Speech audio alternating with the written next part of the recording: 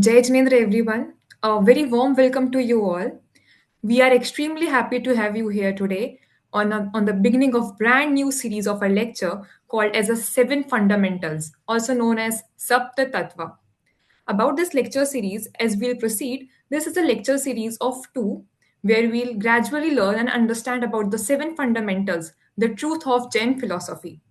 We can we'll understand that how the fundamentals of world, how the fundamentals of happiness and Jainism work. So in this series we learn that what are the seven tattvas and what are the basic of Jainism, and how we'll understand them to the Dini's lecture. And today we are blessed to have Anupreksha Didi. She is a very learned. She is a Vidushi, and she's a Shastri from university from Pandit Total Smarak Trust, and also hold an MBA in marketing and entrepreneurship. She is raised in a family of revered scholars. She has been delivering discourses since the age of 17 and reaching audiences across India. We are grateful to have you, Didi, to learn and to listen from you. Through her unique ability to present timeless philosophy in a modern, relatable manner, she continues to inspire and guide us to the next generation and the seekers and the learners of Jainism. So, here we are going to learn about seven fundamentals. Before this, I'll tell you about the Jeef portal, how it works, and how what are the motives and how we are going to proceed this. So at the end, I'll tell you the visual presentation. Before this, I handle the mic to Anupreksha Di. Over to you, Di. Thank you so much. Om Namah Siddhebhya. Namo Arihantaram. Namo Siddharam. Namo Airiyaram. Namo Vajjayaram. Namo Loe Savasahuram. Jai Jinesh to everybody. So today we are going to talk about. I would really appreciate if you can open your camera so that I can at least talk to somebody rather than talking to myself over here, if you are comfortable. Uh, so yeah, today we are going to talk about whatever that we do in our life, from getting up to getting ready to going to office to maybe making a meal at home to coming back home to going and meeting friends and then maybe shopping or going for a party, coming back and going to sleep. Okay, whatever we do throughout the day, can somebody tell me that why are we doing that? You can write it on the chat. Why do we do whatever we are doing? Why do we get up? Why do we sleep? Why do we eat? Why do we play? Why do we watch a movie? Why do we go to office? Why do we cook? Because we like it. Okay, to be sukhi. So if you are sleeping and you get up and you want to go to the gym, going to the gym makes you happy. If you want and you are going to, let me just pin myself. Yeah. Yeah. Now, after coming back, say I'm feeling very hungry, then I would just make a shake and I would have that. So why am I doing that? Why am I having a shake? Because drinking that shake makes me happy, or I would have a good breakfast. Why do I do that? Because having a good breakfast makes me happy. So whatever that we do throughout the day, if you actually come down to it, we do that to make ourselves happy, or we do things to decrease the sadness that, if we have any sadness at all, to decrease that or minimize that throughout the day. Okay, so is it true if I say that anything that I am doing, not only myself, but anything that any jeev is doing in the whole world, the only purpose for it is to be happy? Or are we doing anything that is against that? If we are doing any kashai, whatever kashai that we are doing, I'm assuming that everybody knows what kashai is. Krodh, man, maya, lobh, anger, deceit, and pride, and greed. Whatever we are doing, isn't that to make myself and my family happy? So whatever I'm doing, acha, is it only about myself? Let's talk about the do indriya, teen indriya, chatur indriya jeev who don't have man. Let's talk about the ant, or talk about the bee, or the snake, or the tiger, or the lion, or even the plants, the ekendriya jeev. What are they doing? Whatever they are doing, the ultimate purpose of them is to be happy. But now my question to you is, whatever we do, are we really happy? Or actually, even before that, let's define happiness. Until and unless we know what happiness is, we will not be able to classify all these things into any kind of happiness or sadness. So let's define happiness. What can we say happiness is? Things that satisfy myself, things that decrease my sorrow, things that gives me lesser pain. All of this is happiness. Or is this true happiness? Or is this just saying that dukh ka kam hona is happiness? If a little bit of sadness goes down, we consider that as happiness. And if we are considering that as happiness, is that the true happiness? So let's first define happiness. If I say that anything जिसके बाद दुख ना हो, that is happiness. So if I do whatever I do, after which there is no sadness, is happiness. Is that true, or is there any problem in this definition? Things after which there is no sadness is happiness.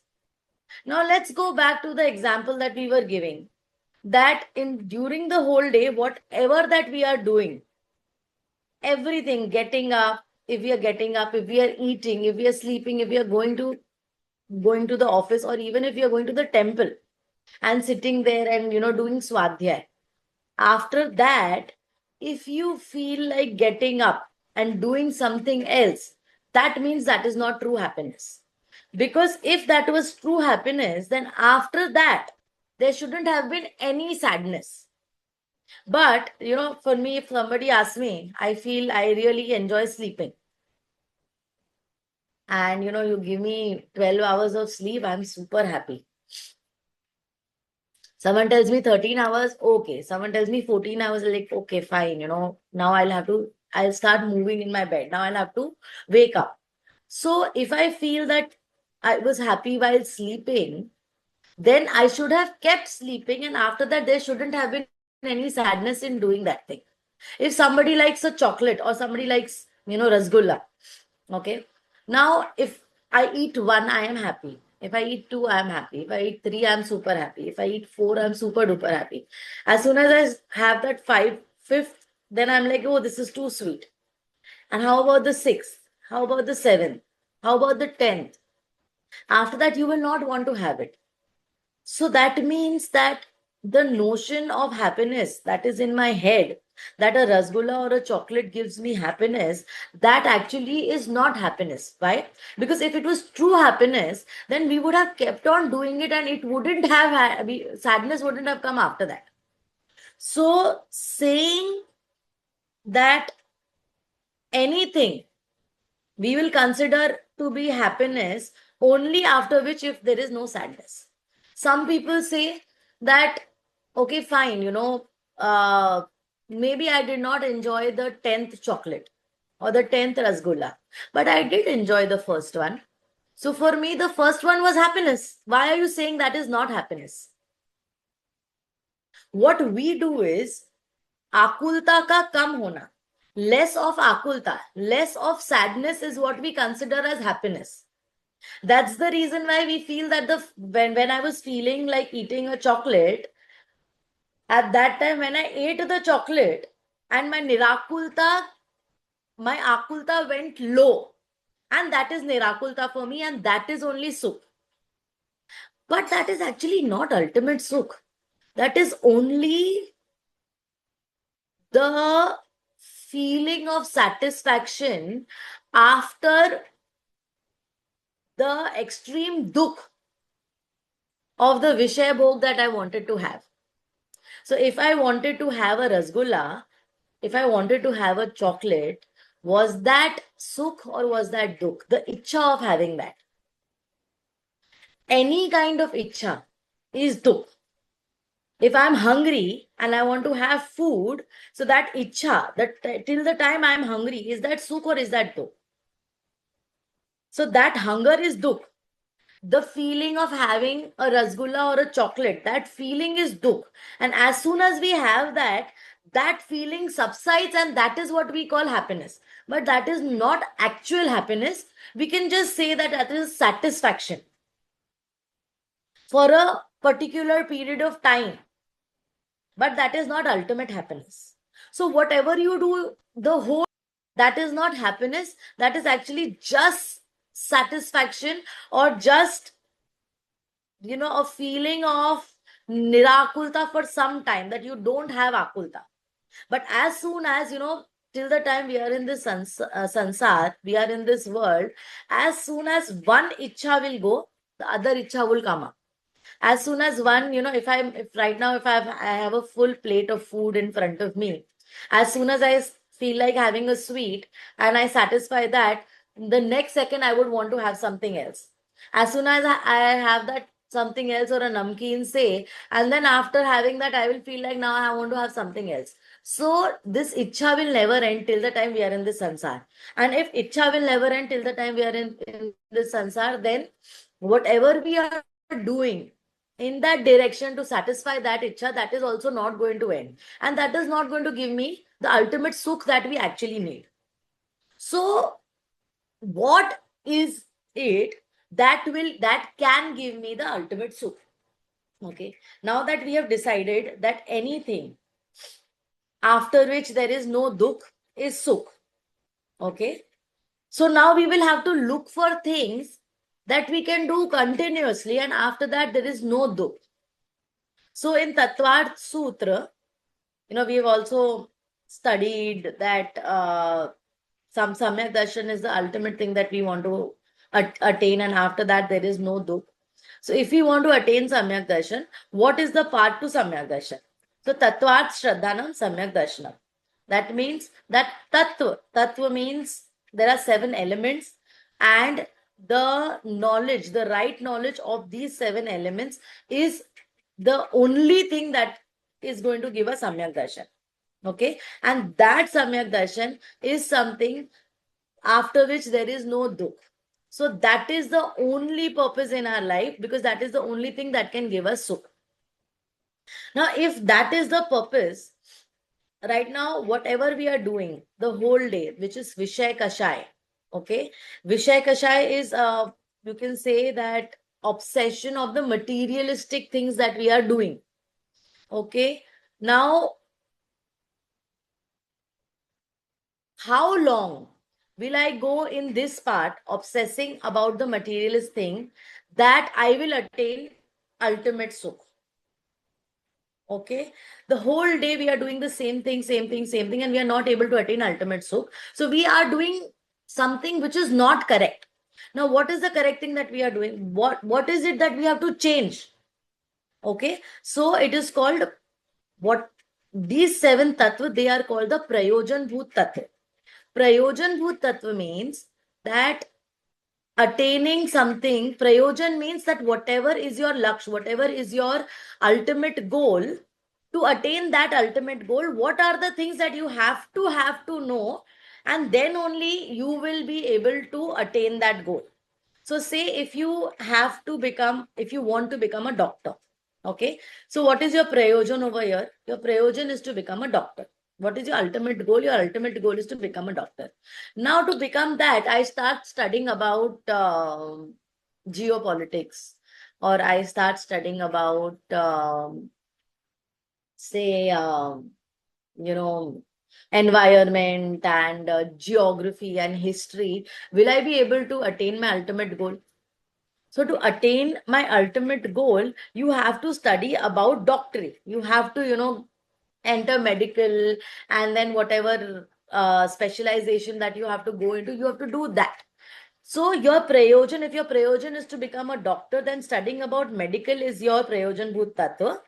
Likewise, if your goal is to be sukhi, then your path towards it is to understand these 7 prayojan bhut tattva.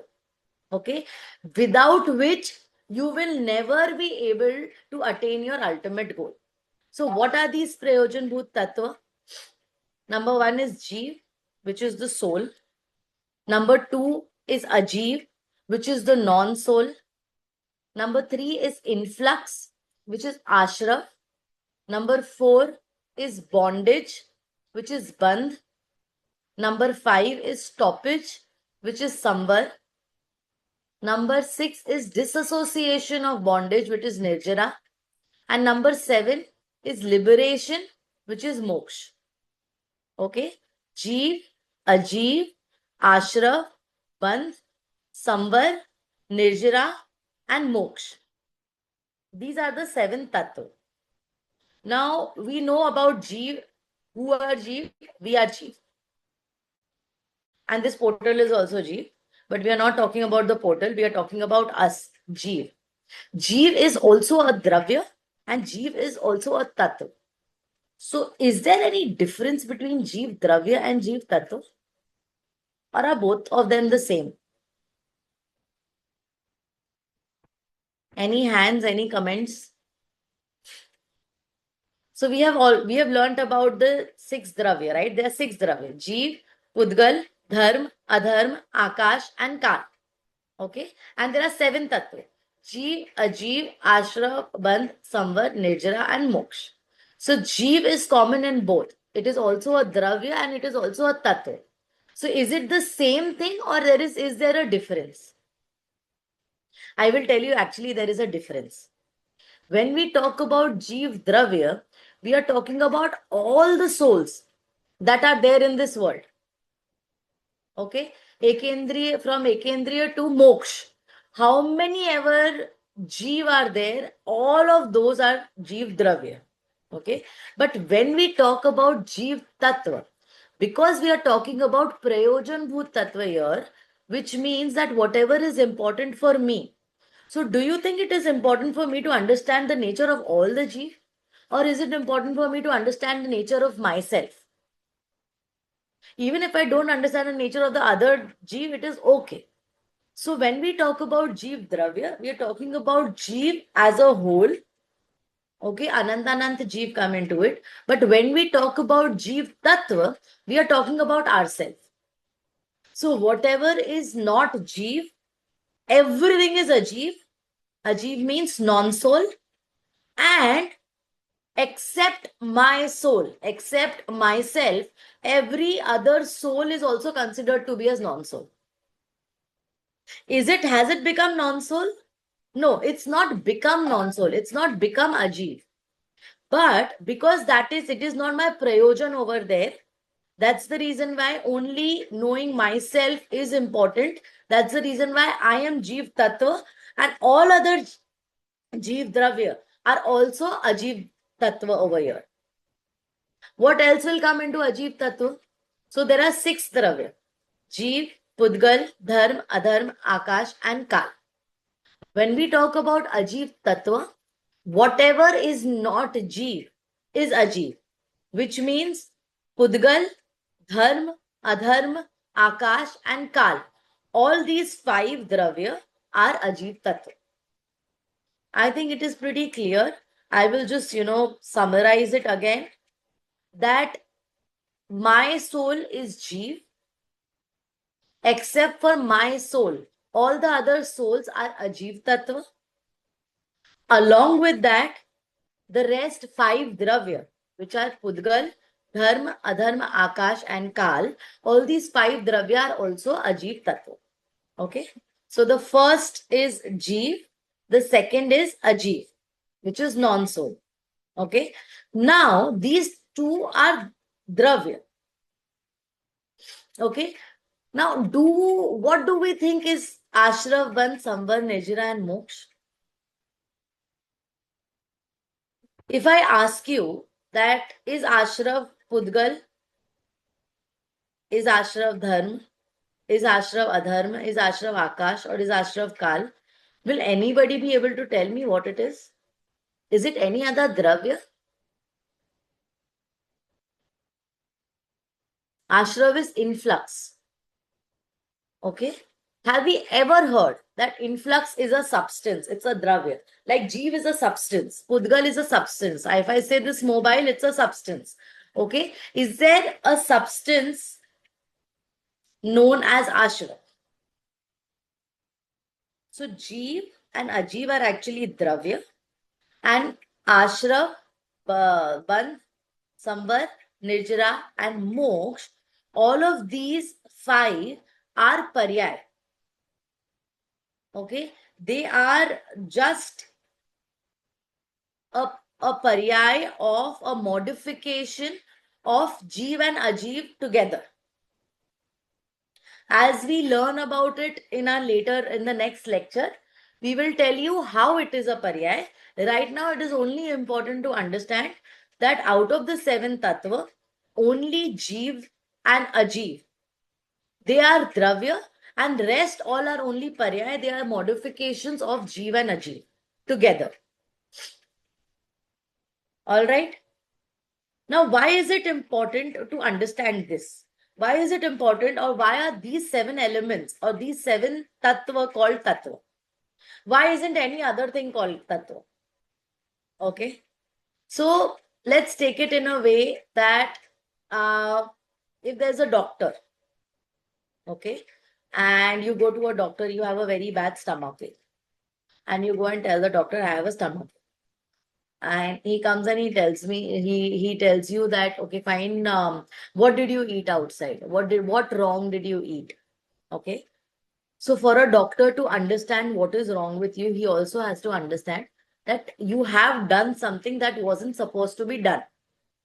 So only by saying that I have a stomach ache and please give me something to cure it, he won't be able to give you. So he will first have to understand what wrong did you do. And then you go ahead and say that, I had pani puri outside. And that's the reason why I have a very bad stomach.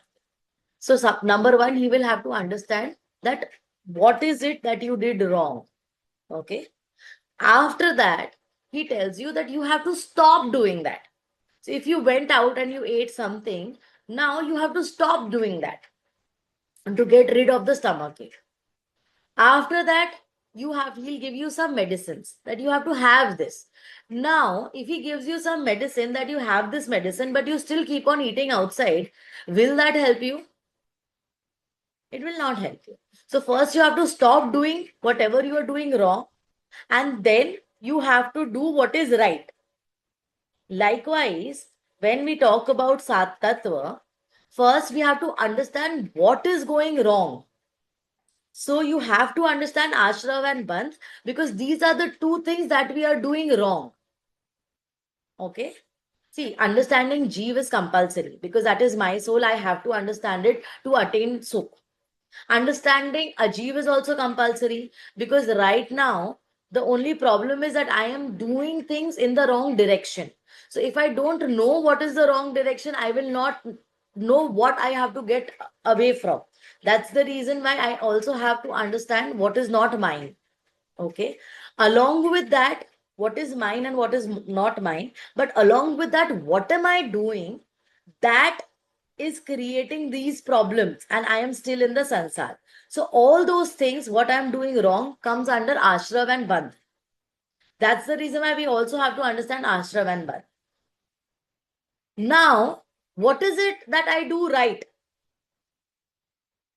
that also I have to understand, because until and unless I have a goal where I have to reach, I will not know how to reach that goal. So that's the reason why we also have to understand Samvar, Nirjara, and Moksha. So if we understand these 7 elements, Jeev, Ajeev, Ashrav, Bandh, Samvar, Nirjara, and Moksha, these are more than enough to get me to my laksh. And what is my laksh? What is my goal?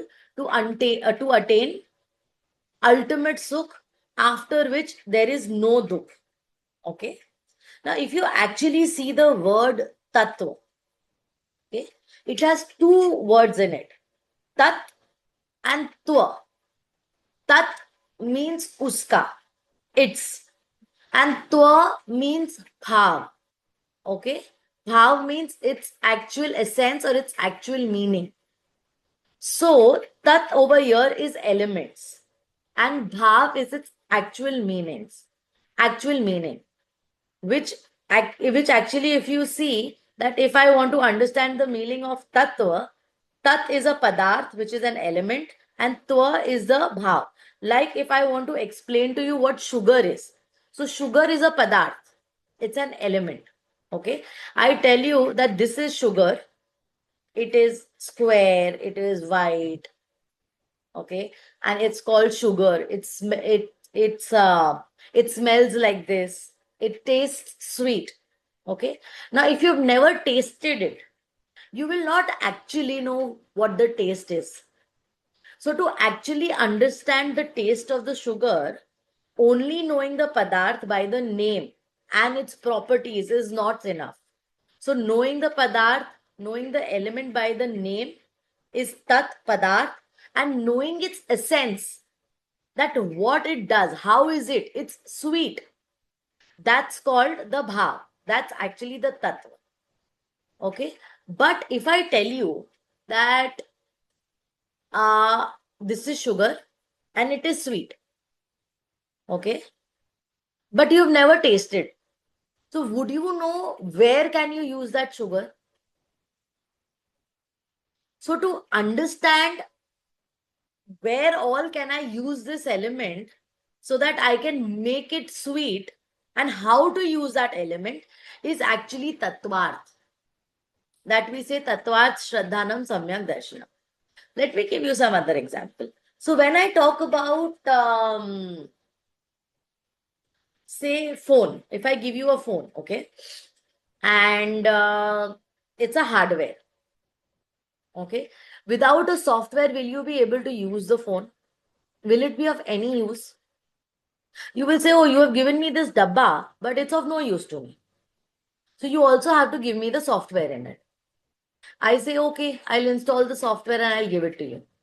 I installed the software and I gave you a dabba with the software. So the dabba, the hardware is the element, and the software inside is, it's the bhav of it.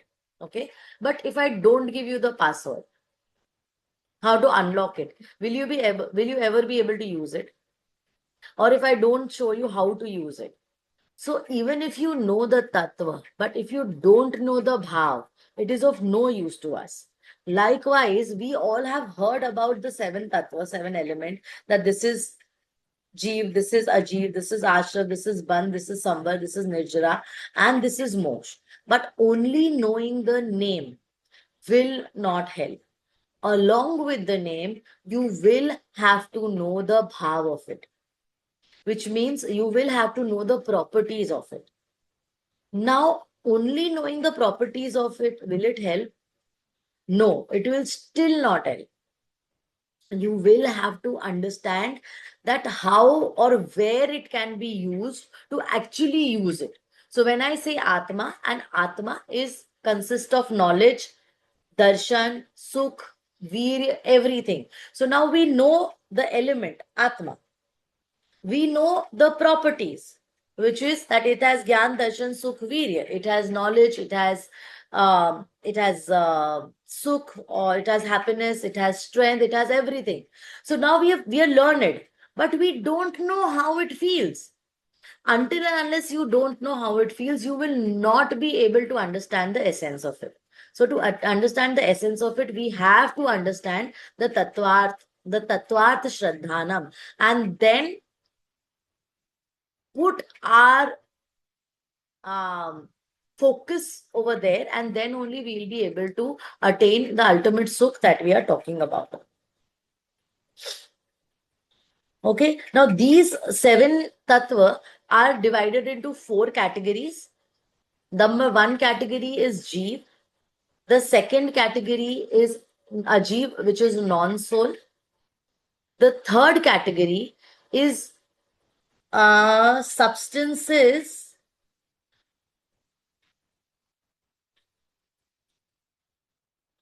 dukh and dukh ke karan. And the fourth category is Sukh and Sukh ke Karan, which we have already discussed. Dukh and Dukh ke Karan will be Ashrav and Bandh, influx and bondage. And Sukh ke Karan will be Samvar, Nirjara and Moksha, which is stoppage, disassociation of bondage and liberation. Now I have a question. When we talk about that, all of us are running behind materialistic things, and we are all running behind you know getting rid of our kashai 24/7. Do you think that a person who is sleeping, while he is sleeping, he is trying to get sukh, or a person who is completely in coma, that person is trying to be sukhi? When he is doing nothing, at that time also, continuously he has ichha. And until and unless that ichha goes, you will never be sukhi. And for that ichha to go, you will have to understand these 7 tattvas. Now, the best example that comes in the Shastra of understanding the 7 tattva is the example of a now, of a boat, where a jeev, there is a boat and there is a person who is sitting on the boat. So the person who is sitting on the boat is jeev and the boat is Pudgal. Okay. And you are in the midst of a ocean, and that boat develops a crack. Okay. And water starts coming in. So when water starts coming in the boat, that coming in of water is called ashrav. Okay. And as soon as the water is come in, and if someone keeps on, puts in a pipe and throws the water out, then there will be no bandh. So the water coming in is called influx, it's called ashrav, and the water getting accumulated in the boat is called bandh. Okay. Now, what is the way this person who is sitting in the boat, he keeps on, taking that little bit of water and throwing it outside? Will that help? Or the boat will still sink? So the boat is still going to sink. So what is it that will help the boat not to sink? So the first thing that anybody has to do is that crack that has come in the bottom of the boat, you have to first seal that crack. So sealing of that crack is called stoppage or samvar. Okay. Now, once that has been sealed, there is accumulation of water which is there in the boat. So you take a mug or you take a vessel and you one by one fill the vessel in and throw the water out. That is called nirjara or disassociation of bondage. Okay. And once the whole water is gone out, that is called moksha. Now, my question is that in this example, if there was even one thing that we didn't do, would we be able to attain moksha? So if we didn't stop the water from coming in, if we didn't realize that the crack is the thing that is bringing in the karma, if we didn't stop that crack, or if we even stop the crack but we didn't throw the water out, will any step, if we miss any of these steps, would we be able to attain moksha, or would we be able to save ourselves? No.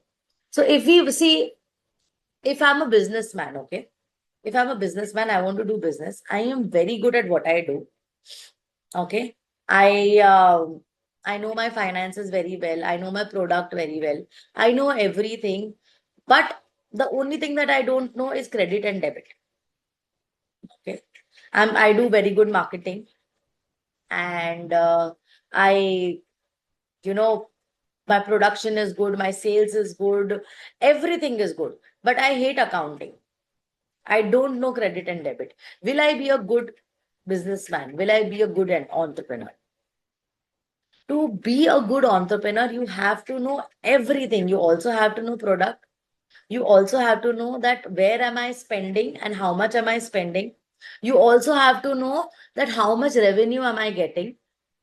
And until and unless I understand all the process of it, if I'm spending too much, I will not be able to gain profit.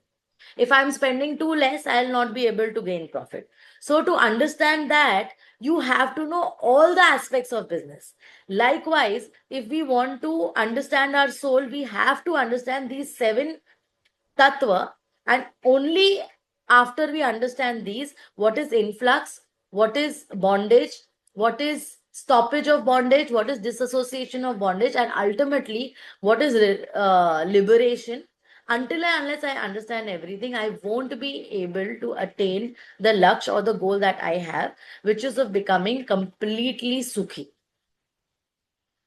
So to get a summary of whatever we did today, we understood that whatever we are doing 24/7, we are only doing that to be sukhi, but we are doing that in the wrong direction. So, number one, we have to do something. And we have been doing that from years and we have not been able to get sukhi. So, there is something wrong that we are going there, that we are doing there. So, first, we have to understand what is it that we are doing wrong. And to for that we understood that whatever we are doing, that is only the sansarik sukhi, that is actually not sukh, that is only less of dukh, which we say that we are sukhi. So now that we have understood that that is less dukh and not actual sukh, we have to understand what is actual sukh. Actual sukh is not anything which does not have dukh after it. That is actual sukh. So what is it that does not have dukh after it? Only and only understanding your soul is the thing that does not have dukh after it. And what is it that we have to do to understand our soul? Number one, we have to understand 7 tattva, which are the 7 Jeev, Ajeev, Ashra, Bandh, Samvat, Nirjara, and Moksha. In these 7, Jeev and Ajeev, these 2 tattva are Dravya, and rest are modifications which are called Paryay. In that, Jeev and Ajeev, sorry, not in that, Jeev and Ajeev, in Jeev, Jeev is me, and any other soul other than me is also considered as Ajeev. And all the 5 Dravya except for Jeev, which are Udgal, Dharma, Adharma, Akash, and Kal, all of these Dravya are considered as non-souls, are considered as Ajeev. Okay. Ultimately, Tattva and Prayojan Bhut Tattva is what we learned. Prayojan Bhut Tattva is whatever is my goal, understanding all the aspects of it is called Prayojan Bhut Tattva. And Tattva means that not only understanding the name of or the word, but also understanding its properties. And along with understanding its properties, also understanding its usage is called Tattva. And when we understand all of this, we will be on the right path towards our goal to attain sukh, ultimate happiness. I hope that we all understand the Sat Tattva. And in the Sat Tattva, we understand our soul and attain this ultimate happiness that our goal is as soon as possible. Thank you.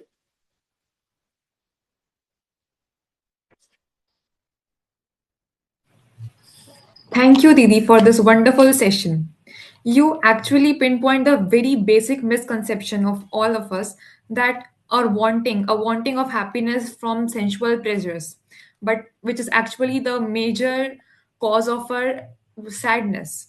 So, in this session, we learned that how the real tattva, the real essence of Jainism lies in this Sat Tattva concept, which will make us happy and give the clear path to the moksha. Didi said the very great point about Jeev Tattva and Jeev Dravya, enlightening that what is the importance of Jeev Tattva, the importance of the real soul, the only me, and rest all other things are immaterial. And this greater insight and enlightenment lecture, we'll continue and listen such more about insights in next session. Thank you, Didi. Now, I would like to take a few questions if any one of us is interested to ask such questions. Anyone?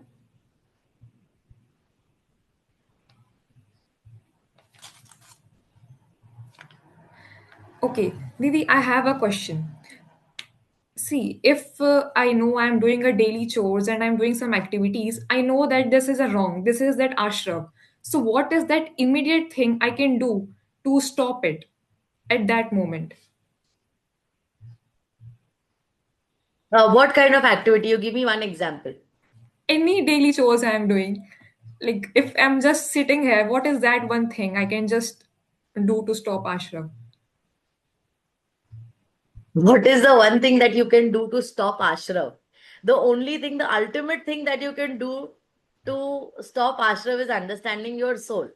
Because other than that, whatever you do, will you be able to do that continuously? No. If you will be able to do that continuously, after that, there is no dukh, then only your ashram is going to stop. Other than that, your ashram is not going to stop. So if you say that, I feel happy if I close my eyes and say I chant anyone's stuti.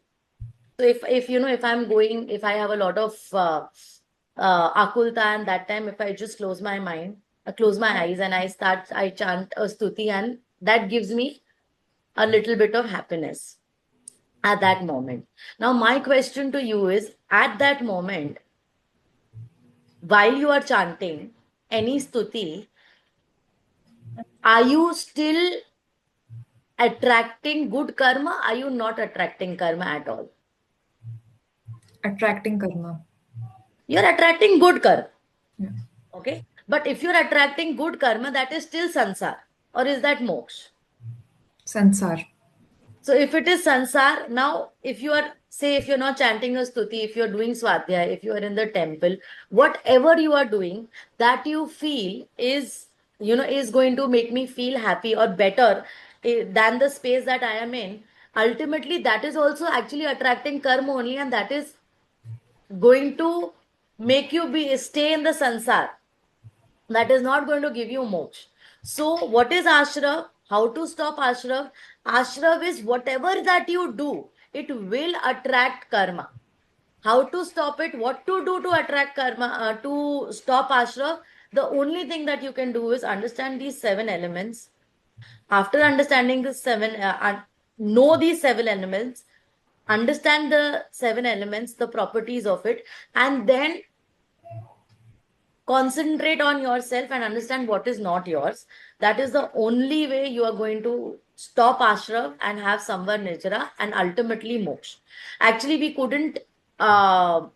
couldn't discuss too much about ashram and samvar nijra moksha, because that we are going to take in the next lecture, Okay, the Didi. properties of it. So the whole this is just the pre part of why we are talking about seven tattva at all. Yes. Now, this series seems to be very interesting with such a great base. Thank you, Didi, for the wonderful explanation. Now, let's see how to access the Jeev portal.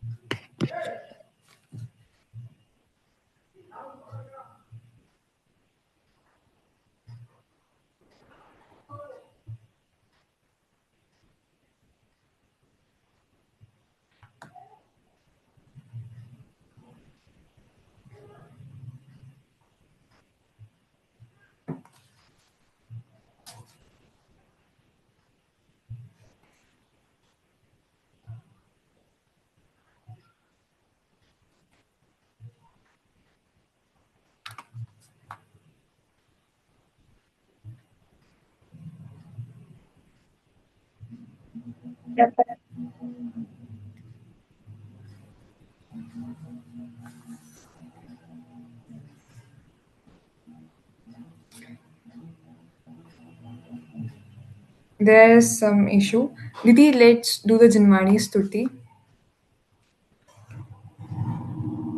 दावाणी के ज्ञान ते सूझे लो कालो सोवाणी मस्तक नमो सदा देत हूँ 9 times Namokar मंत्र